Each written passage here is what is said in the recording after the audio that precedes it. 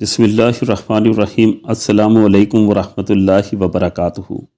ناظرین و سامعین، آج کی ویڈیو میں ہم دنیا کے عظیم لیڈر حضرت محمد صلی اللہ علیہ وآلہ وسلم کی عظیم حکمت عملیوں کے ناقابل یقین کامیاب نتائج کا ذکر کریں گے، جنہیں دانستہ یا غیر دانستہ طور پر ظاہر ہی نہیں کیا جاتا۔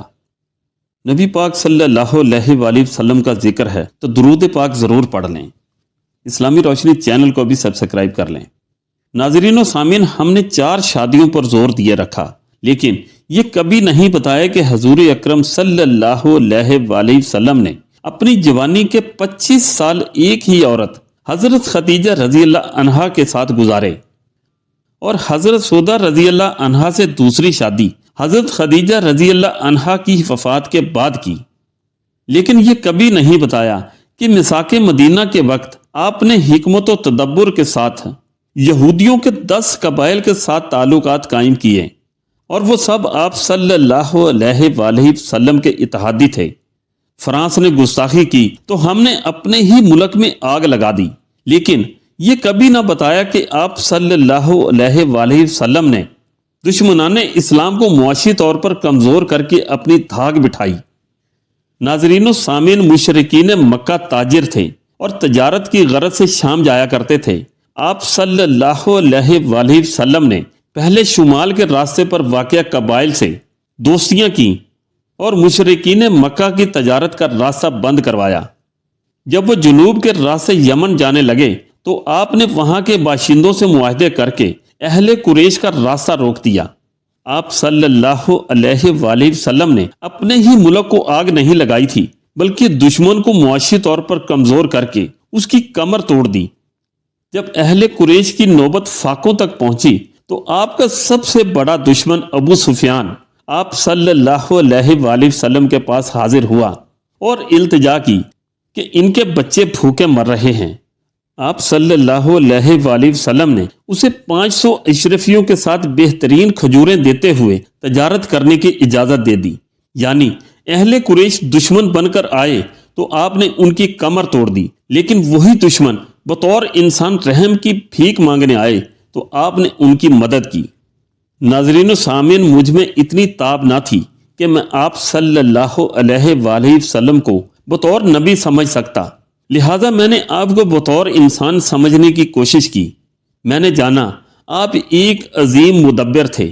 آپ نے اپنی تدبیر سے صلح حدیبیہ جیسے معاہدے کیے جو بظاہر مسلمانوں کو کمزور کرنے والے تھے، لیکن وہی معاہدے آپ کے لیے فتح مکہ کا باعث بنے۔ آپ نے دشمنوں کی جاسوسی کے لیے حضرت ابو ہریرہ کی ڈیوٹی لگائی تاکہ دشمنان کے ارادے جان سکیں۔ آپ ایک عظیم سفارتکار تھے۔ آپ نے دشمن کے دوستوں سے دوستیاں کی تاکہ ان کا اثر کم ہو سکے۔ مدینہ کے شمال میں خیبر اور جنوب میں مکہ تھا، اور ان دونوں شہروں کے باشندے مسلم مخالف تھے۔ آپ نے کمال ذہانت سے صلح حدیبیہ میں اہل مکہ سے وعدہ کیا کہ وہ مسلمانوں کی کسی جنگ میں دشمن کا ساتھ نہ دیں گے، اور اس کا نتیجہ یہ نکلا کہ آپ نے خیبر اور اہل مکہ کے مشرکین کو جدا کر کے شکست دی۔ آپ ایک کمال سپہ سالار تھے۔ مدینہ شہر کے تینوں اطراف پہاڑ تھے، اور واحد زمینی راستہ پر آپ نے خندق کھود کر مدینہ کو آنچ نہ آنے دی۔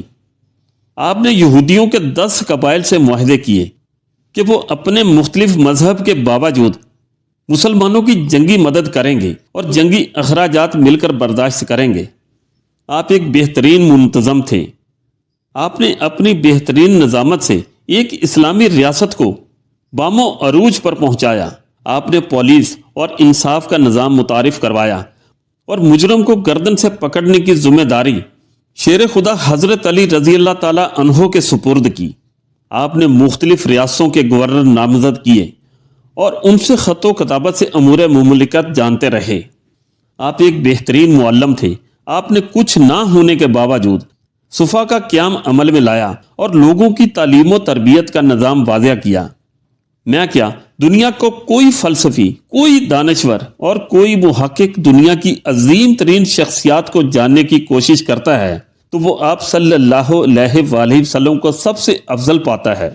ناظرین و سامعین، لیکن ہم نے اپنے نبی پاک صلی اللہ علیہ وآلہ وسلم کے مقام و مرتبہ کے ساتھ ناانصافی کی، ہم ساری زندگی چاند کو توڑنے اور واقع معراج جیسے معجزات بیان کرتے رہے، لیکن بطور بشر آپ کے کمالات کو کبھی بیان کرنے کی کوشش ہی نہیں کی، بالکل ایسے جیسے حضرت امام حسین رضی اللہ تعالی عنہ کے واقع کربلا کے علاوہ کسی کو امام کی ذات کے بارے میں کچھ معلوم نہیں۔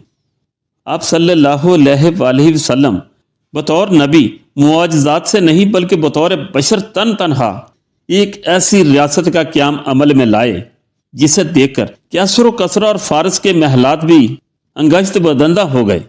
پھر وہ وقت آن پہنچا جب دنیا کا عظیم ترین انسان میدان عرفات میں لاکھوں کے جھرمٹ میں یہ اعلان کر رہا تھا کہ آج کے دن دین مکمل ہو گیا، گویا وہ بشری معراج پر پہنچ چکے تھے، اور اس کے بعد یہ سلسلہ قیامت تک کے لیے بند کر دیا گیا۔